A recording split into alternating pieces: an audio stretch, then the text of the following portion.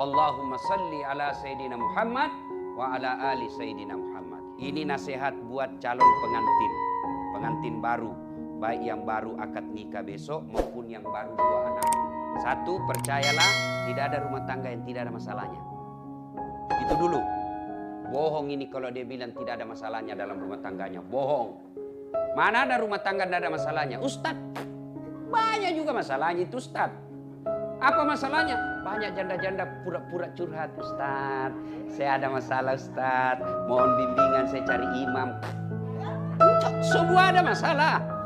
Jangankan saya, Nabi, manusia mulia, namanya selalu digandengkan nama Allah. Coba, Allah pasti ada di sampingnya Muhammad. 2 kalimat syahadat, ada namanya Muhammad di dalam. Apa tidak ada masalah dalam rumah tangganya? Subhanallah. Pernah difitnah Aisyah selingkuh. Coba, itu Nabi. Ekonomi. Pernah Nabi 3 hari 3 malam tidak makan sampai cucu beliau Hasan Hussein pucat. Dalam struktur kekeluargaan, status sosial, bukan dibully. Diusir dari kampungnya, Bu. Dari Mekah diusir ke Madinah. Siapa yang usir? Pamannya sendiri. Itu Nabi. Apalagi ibu-ibu milenial. Hah? Waktu kita dipacari sopan betul.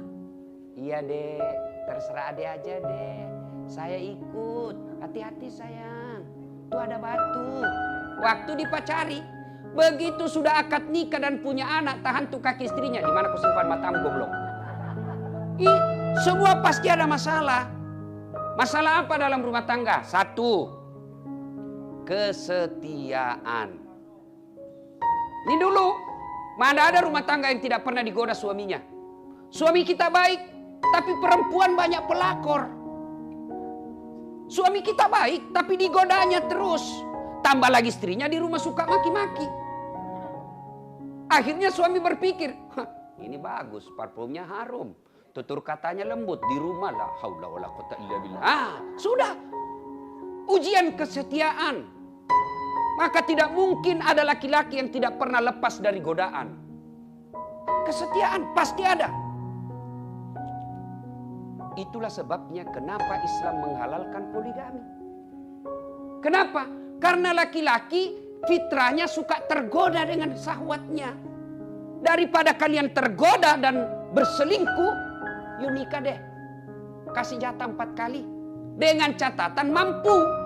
Bukan cuma mampu seperti ekonominya Pak Halim, enggak. Tapi apa? Mampu dipermalukan. Mampu dipecat. Mampu dibully. Mampu dimusuhi anak. Itu semua mampu. Kalau soal uang, orang kaya mampu. Tapi belum tentu mampu bersikap adil. 1, masalah kesetiaan. Jangan salahkan suami yang tidak setia. Salahkan juga dirimu, kok bisa suamimu selingkuh. Bisa jadi tutur katanya istri kasar. Bisa jadi istri cantik kalau pergi pengantin. Arisan keluar semua bajunya yang jutaan. Giliran mau tidur sama suaminya. La haula wala quwata illa billah. Tidak sikat gigi. Pulang suami. Ada itu yang bedak, itu yang melengket semua di wajah. Dikasih timun.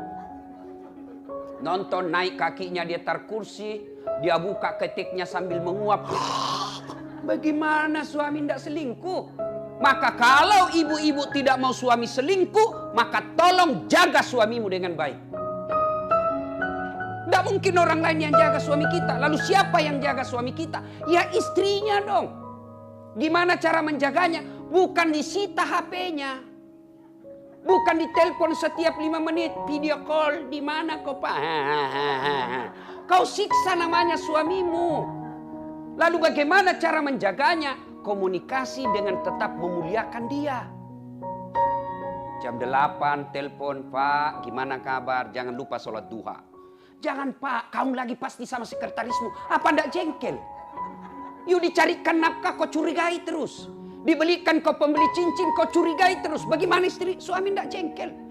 Coba diingatkan, Pak, sholat duha. Rezeki itu bukan kantor yang menentukan, tapi Allah. Jangan lupa sholat duha. Apa ndak nyaman perasaan kita sebagai suami? Jam 10 video call, tapi video callnya apa? Pak, saya lagi baca Yasin. Nyaman kan? Begitu mau maghrib lagi, Dia video call lagi suaminya, tapi apa? Video call dengan cucunya lagi ngaji. Demi Allah, perempuan manapun goda suaminya tidak tergoda. Kenapa? Istrinya di rumah meskipun sudah mati baterainya, tapi akhlaknya mulia. Iya, Bu? Benar? Hah? Gimana kita tidak tersiksa? 1 jam keluar ditanya, di mana kau? Di mana kau? Di kantor. Bohong! Memangnya suamimu jajahan? Yang ketawa, saya serius ini. Hah? Gaspol memang. Maka ibu, kan ini di gaspol karena ibu-ibu yang banyak. Coba kalau laki-laki yang banyak, lakinya segas. Maka ibu keliru, tidak bawa suami. Satu, kesetiaan. Jadi jangan menuntut suami setia, lalu ibu tidak pandai menjaga suami. Caranya menjaga, ingatkan, bukan diintimidasi. Enak kan Pak, jangan makan di luar hari ini. Hari ini saya masak spesial buat Bapak, makanan kesenangannya. Nyaman perasaan kita sebagai suami. Tapi kalau WhatsApp-nya masuk, jangan lupa singgah beli cincin. Masih baik kalau cincin, kalau pembalut. Coba ya. 1. Yang kedua, masalah dalam rumah tangga. Ini calon pengantin, ekonomi. Tapi kaya bapak bukan jaminan bahagia. Kalau kekayaan membuat orang bahagia, demi Allah tidak ada orang kaya yang cerai. Coba lihat anak-anak orang kaya. Mewah ketika pengantin. Baru 2-3 tahun cerai. Menunjukkan ekonomi bukan faktor utama membuat rumah tangga bahagia. Tapi apa yang membuat rumah tangga bahagia dari segi ekonomi? Bukan banyaknya harta, bukan melimpahnya tabungan, bukan mewahnya rumah, bukan megahnya mobil, tapi apa? Rasa cukup dengan apa yang kita miliki. Ada orang gajinya cuma 3 juta per bulan, tapi tidak pernah bertengkar dengan suaminya. Kenapa? Karena istrinya selalu merasa cukup. Nah, ibu-ibu kan biasa. Yang membuat dia miskin bukan karena rezekinya tak ada. Tidak mungkin Allah tidak memberikan satu rumah tangga rezeki. Tidak mungkin. Allah itu bukan maha penganiaya. Allah itu maha kaya dan maha pemberi. Lalu kenapa ada orang bermasalah ekonomi rumah tangganya? Bukan karena tidak ada rezekinya, tapi karena dia tidak mensyukuri apa yang Allah berikan. Contoh. Kalau gajimu 5 juta, gaji suamimu 5 juta, you hidup deh gaya hidupmu 4 juta. Supaya ada lebihnya. Tapi ibu-ibu modern sekarang, terutama yang tinggal di kota-kota seperti Jakarta ini, gaji suaminya 5 juta, gaya hidupnya 7 juta. Nggak pernah cukup. Kalau gajinya suamimu cuma 5 juta, you nggak usah pakai handphone yang 4 kameranya. Jangan ketawa, saya serius ini Bu. Untuk apa 4 kamera? Kan overdosis. Cuma 1 yang kau mau pakai. Contoh yang membuat kita miskin. Contoh, gajinya suami cuma 5 juta.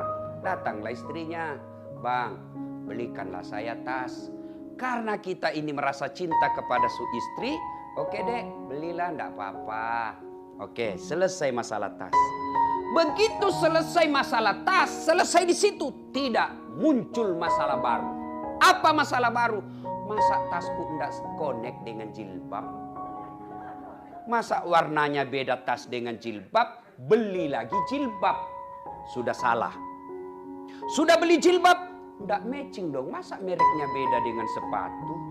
Beli lagi sepatu, padahal awalnya masalah tas. Iya toh? Itu dari segi aksesoris. Apalagi dari kebutuhan kecantikan diri.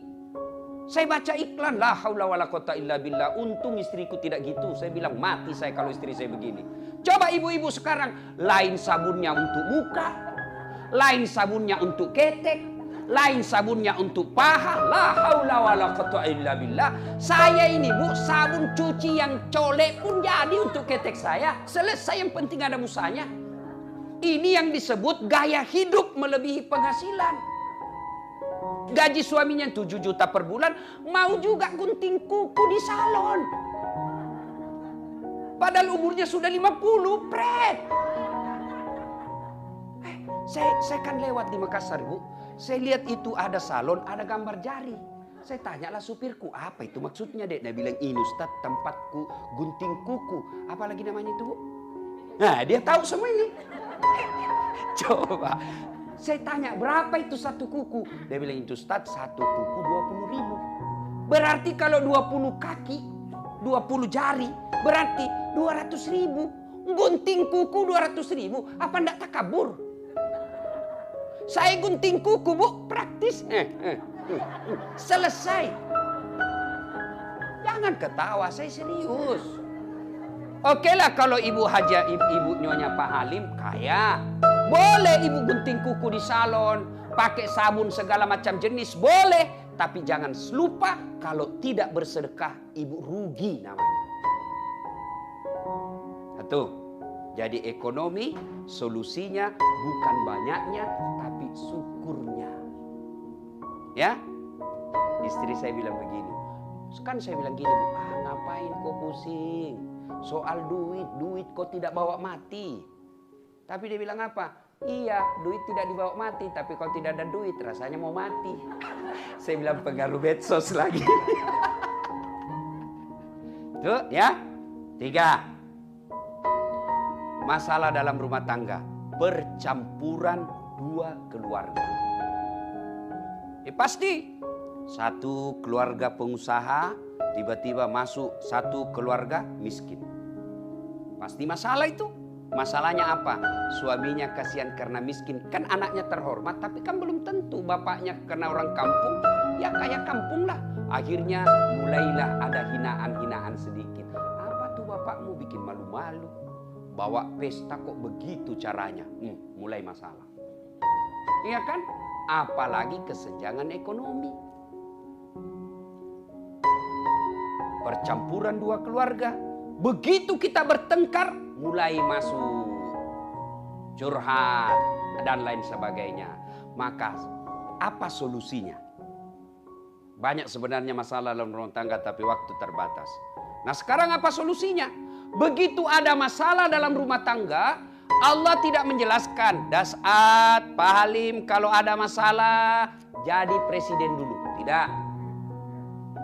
Bu Aja, kalau ada masalah jadi kaya dulu. Tidak. Kalau ada masalahmu, kau jadi anggota DPR dulu. Tidak. Allah cuma minta, Das'at, ada masalahmu, ista'inu bis-sabri wassalah. Sabar, perbaiki sholatmu, saya yang selesaikan masalahmu. Ini ayatnya. Lalu apa aplikasinya? Apa prakteknya? 1, begitu ada masalahmu, yang pertama kau lakukan, sempurnakan sholat. Kenapa sholat Ustadz? Karena sholatlah segala-galanya. Saya berdoa, doamu tidak diijabah kalau kau tidak sholat. Saya sedekah, sedekahmu tidak sampai kalau kau tidak sholat. Saya bangun bantu anak fakir miskin. Saya bangun pesantren. Saya dirikan masjid di kampungku. Kalau kau tidak sholat, semua itu tertolak. Berarti yang pertama ada masalah, perbaiki sholat. Mohon maaf, mohon maaf, mohon maaf. Biasanya kita perempuan banyak tidak sholat kalau ada pengantin.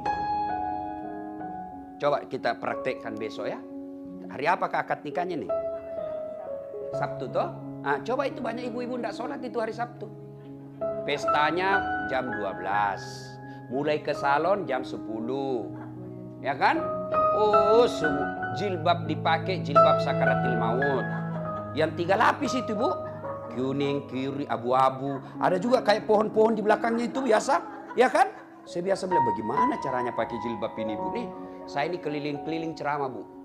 Di Malaysia itu ibu-ibunya meskipun istri Perdana Menteri, istri orang kaya, jilbabnya sederhana. Paling ambil segitiga, kasih penita 1 selesai. Brunei juga begitu, Filipina Selatan juga begitu. Begitu kita masuk di Indonesia, Masya Allah, bingung saya lihat jilbabnya ibu-ibu biasa. Coba mukanya ada tembok, ada kayak kuning, krem, abu-abu. Kayak orang sudah tabrak tiang listrik. Bajunya sempit, roknya sempit. Jalanlah itu. Dia bilang suaminya, buru-buru ibu, terlambat. Dia bilang, tunggu sedikit Pak. Beleng-beleng. Ayo, apa dilarang dandan? Enggak. Kalau ibu dandan supaya bangga suami di samping ibu, itu ibadah. Menyenangkan hati suami. Tapi kalau gara-gara dandan ibu tidak sholat, itu yang disebut beleng-beleng. Ayalah sholat. Suaminya bilang, kau pergi sholat. Kau sudah 4 kali umroh. Habis duitku wajib plus. Kau pergi sholat. Apa kata istrinya? Sadar kok Pak. Saya sadar ini. Saya suruh kau sholat. Kau ndak lihat ini jilbabku 1 jam dipakai. Red. Ya.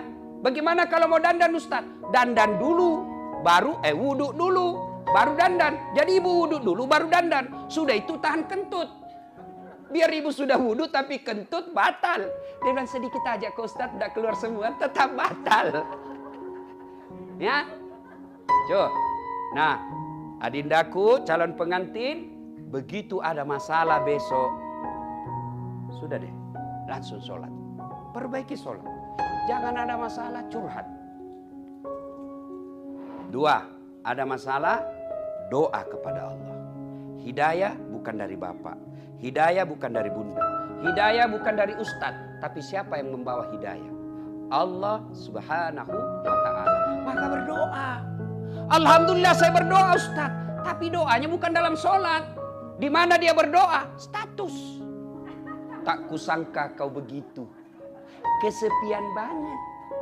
Sibuknya itu Tuhan mau baca statusmu. Ya Allah lindungilah suamiku. Berdoa dalam sholat. Doa itu tidak harus bahasa Arab. Doa mau pakai bahasa Padang boleh. Bahasa Sunda silahkan. Bahasa Bugis boleh, bahasa Jawa boleh, bahasa Prancis pun boleh kalau ibu tahu. Bahkan boleh pakai bahasa isyarat. Sudah boleh. Allah tahu. Daripada ibu bahasa Arab tidak tahu artinya, kan bingung malaikat. Apa maksudnya ini ibu? Dia mau doakan suaminya setia tapi doa dia baca doa minta hujan. Kan bingung malaikat. Iya. Maka berdoa silahkan curhat. Tapi bukan di Facebook. Bukan di Twitter. Bukan di Instagram. Tapi doa sepertiga di akhir malam. Kalau tidak bisa sepertiga di malam. Selesai sholat maghrib nunggu isya. Curhatlah di situ. Ya Allah. Tak kusangka suamiku seperti ini. Tapi inilah jodohku yang kau berikan. Tidak mungkin saya menikah tanpa restumu ya Allah. Karena engkau yang menentukan jodohku. Tapi ya Allah. Tidak mungkin saya bisa mengawasinya. Engkau yang maha mengawasi. Lindungi dan pelihara suamiku dari wanita-wanita jahat. Buat dia pusing kepalanya kalau dia tidak lihat saya 1 jam. Dikabulkan. Ya, bagaimana Pak Halim? Masih akal ini. Ibu-ibu tidak usah jaga suami. Biar ibu jaga, suami lebih tahu. Ibu periksa HP-nya. 2 HP-nya bu. Apalagi kalau orang kaya. Sudahlah, lebih minta kepada Allah. Caranya dalam doa. Jadi besok dek kalau ada masalah selesai pengantin, jangan curhat sama orang. Curhat sama orang pasti dia cerita. Saudara belum tentu baik. Saudara kita ketika situasi psikologisnya baik, dia akan baik. Tapi kalau dia dihasut, datang dengki, datang istrinya yang cemburu, maka dia kasih kita pertimbangan yang keliru. Masa begitu sih Ustaz? Tidak mungkin dia jahat sama saya. Dia kan saudaraku. Siapa yang dorong Nabi Yusuf masuk sumur? Ayo, saudaranya. Itu pelajaran buat kita. Jangan kau curhat sama saudaramu. Nah, masa sih begitu Ustaz? Dia kan masih saudara paman saya. Itu paman saya, saudara bapak saya. Siapa Abu Lahab? Siapa Abu Lahab? Pamannya Nabi, saudara bapaknya Nabi. Lebih baik begitu ada masalah. Curhat dalam doa. Tapi demi Allah, doamu tidak dijabah kalau kau tidak sholat. Ya? Nah, yang kedua, begitu ada masalah, sabar. Sabar. Apa itu sabar Ustaz? Apakah sabar itu kita lihat suami kita bawa perempuan masuk rumah? Saya sabar. Bukan sabar itu beleng-beleng. Lalu apa itu sabar? Alladzi isa asabatum musibah qalu inna lillahi wa inna ilaihi raji'un. Tiba-tiba kita dengar suami kita bicara kasar. Sudahlah, ucapkan saja di depannya. Inna lillahi wa inna ilaihi raji'un. Saya tidak mati. Kamu tidak mati secara fisik. Tapi mati sudah orang yang kukenal sebelum saya nikah. Itu. Maksudnya apa? kok bisa begitu ya bang? Dulu waktu kau belum nikah saya baik betul. Maka saya ucapkan innalillah, karena orang yang saya temukan sebelum menikah ternyata hilang sifatnya, fisiknya masih ada. Hah? Satu ya, yang berikutnya sabar. Yang berikutnya cara menghadapi masalah, birrul walidain. Benar sekali Bunda Ibu Halim tadi katakan, ridallah fi ridal walidain, suktillah fi suktil walidain.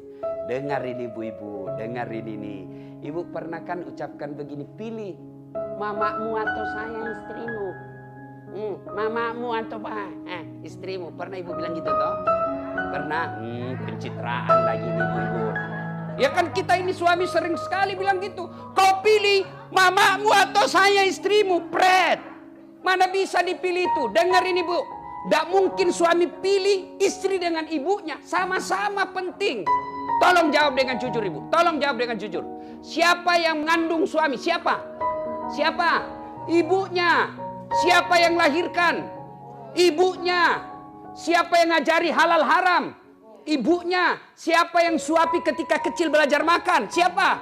Ibunya. Siapa yang ngajari jalan? Ibunya. Siapa yang dibelikan rumah? Suamimu. Istrinya. Ayo. Nah, siapa? Siapa yang terima gajinya suami tiap bulan? Penghasilan suami siapa? Apa dia kasih ibunya? Sisa-sisa dia kasih ibunya. Siapa dulu? Istrinya. Maka demi Allah ibu, jangan kau buat suamimu berdosa kepada ibunya karena kamu. Karena ada kami ini suami bukan takut, tapi tidak mau ribut. Hanya apa? Pilih. Mamamu. Jangan ketawa, saya serius ini. Tenang Pak, saya bela bapak-bapak hari ini. Itu kan tidak bisa dipilih. Maka yang baik, Pak, jangan lupa ibu di kampung. Kita bisa dapat semua ini karena doa dari ibu. Mudahkan rezeki dengan cara apa? Berbuat baiklah sama ibu. Itu yang baik. Birrul walidain. Ya. Yang berikutnya, sedekah. Ada 6 kata Nabi, sittatu asyain tasidu fil umur. Ada 6 sifat yang membuat hidupmu jadi panjang dan tertolak dari bencana. Satu di antaranya as-sadaqah. Saya yakin Pak Halim dan keluarga bisa eksis sampai sekarang ini, meskipun usaha banyak diterpa masalah, bisa eksis salah satu disebabnya karena kuat bersedekah. Ibu-ibu, kalau anaknya mau terhindar dari narkoba, suaminya mau terhindar dari wanita jahat, sedekahlah. Gimana caranya? Niatkan. Bawa duit hari Jumat misalnya besok pagi. Bawa duit 5 juta. Cari orang miskin. Tidak mesti kita kenal. Lagi keliling kita. Kasih tahu yang driver ini kan ibu-ibu orang kaya semua ini. Saya bisa tahu karena casingnya kan beda orang miskin. Iya kan? Nah, ke bawah itu. Sambil kasih tahu, Mas, kita keliling Jakarta deh. Begitu cari orang miskin, dapat. Nih, doakan saya terhindar dari segala bencana. Begitu Pak Kirmis katakan amin, itu doa sudah. Ibu malam sholat tahajud, bawa duit. Ya Allah, ini ada duit 5 juta. Saya tolak bala, mudah-mudahan suami saya terhindar dari segala macam musibah. Bismillah. Sedekah. Dan demi Allah, tidak ada orang bangkrut gara-gara rajin sedekah. Ibu-ibu rajin sedekah. Cuma nanti mau kadaluarsa. Panggil anaknya, nak. Kasih itu tetangga di sebelah daripada basi. Sedekahlah. Ya, sedekahlah. Ibu-ibu, kalau Bu, ini kan banyak semua saya lihat berliannya. Emasnya ya Bu, nah, tebal-tebal semua ibu. Ya. Ibu-ibu, kalau meninggal siapa yang pakai itu emas ibu? Berlian. Hah? Bukan, istri kedua. Ibu sudah mati, suami pasti kawin lagi. Dia buka lah itu cincinnya ibu dari jari. Maafkan saya. Dia buka lah gelangnya ibu. Ini waktu saya pengganti hadiah ulang tahun. Hadiah ulang tahun saya yang ke-30 ini ibu. Dia buka. 3 bulan kemudian dia gembira. Dia kasihlah istrinya yang baru. Bu, ini waktu hadiah ulang tahun 30 tahun saya menikah dulu. Karena ibu sudah wafat, ini untuk kamu. Maka sebelum itu terjadi, Bu, sedekah. Sedekah. Nah, Ibu Bapak, saudara-saudara sekalian, pada akhirnya ilmu yang saya sampaikan ini tidak ada faedah kalau kita tidak amalkan. Supaya ibu bisa ulang-ulang lagi, karena bisa dilupa lagi kalau usia 50 tahun ke atas, kan susah. Yang susah dilupa itu kesalahan suami, itu lalu diingat. Tapi kalau dakwah seperti ini sampai di rumah sudah mulai dilupa. Terima kasih. Sebelum kita akhiri, mari kita berdoa kepada Allah Subhanahu wa taala. Mohon izin untuk mengirimkan suratul Fatihah kepada Rasulullah Muhammad sallallahu alaihi wasallam, khasiat dan keutamaan yang kita ikhlaskan untuk keluarga besar Sahibul Bait. Ila hadratil Nabi Mustafa Muhammad sallallahu alaihi wasallam, summa hususil Sahibul Bait.